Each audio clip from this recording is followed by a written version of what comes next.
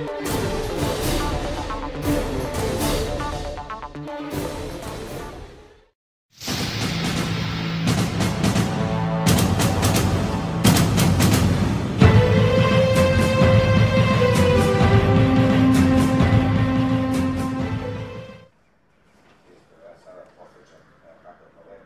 momentu skidanja sankcija JAT će poleteti vrlo brzo, to se meri satima naravno, po donete odluci u kompaniji, jer odluku o letenju će doneti kompanija uz ispunjenje svih ostalih uslova.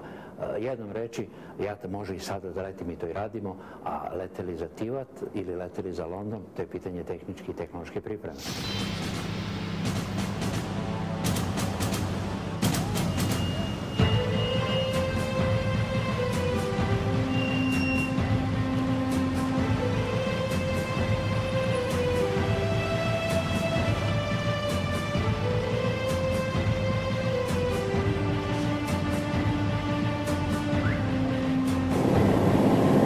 Sinoć je u Beogradu izvršen teroristički akt protiv visokog jugoslovenskog privrednog funkcionera, generalnog direktora Jugoslovenskog aerotransporta Žike Petrovića.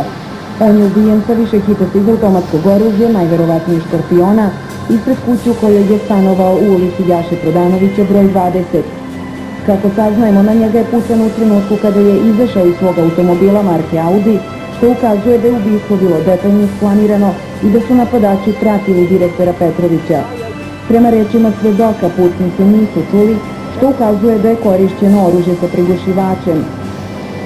Svedoci kažu da su videli dvojicu mladića kako trče od mesta ubistva, ali njihov detaljan opis niko nije mogao da da.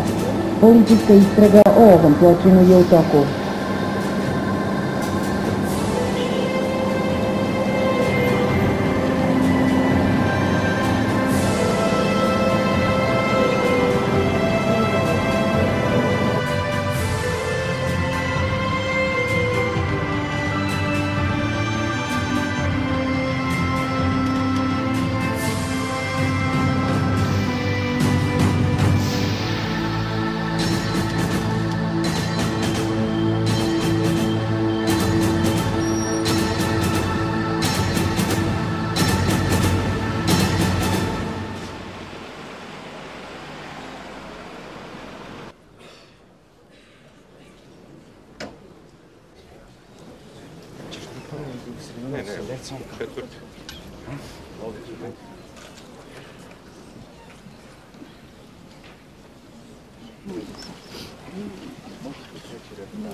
Ime Žike Petrovića neće biti zaboravljeno.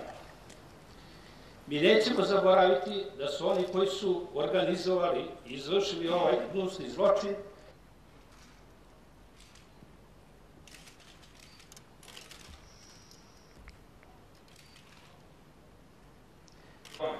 Žika Petrović je uspao da već prvog dana po skidanju sankcija podigne flotu i usmeri prema svim evropskim destinacijama. Dolazi potom samo i vratno izlazi kao pobjeda. Ne oklevajući, sa puno vizionarstva i hrabrosti, na nama je da je njegov san dosanjan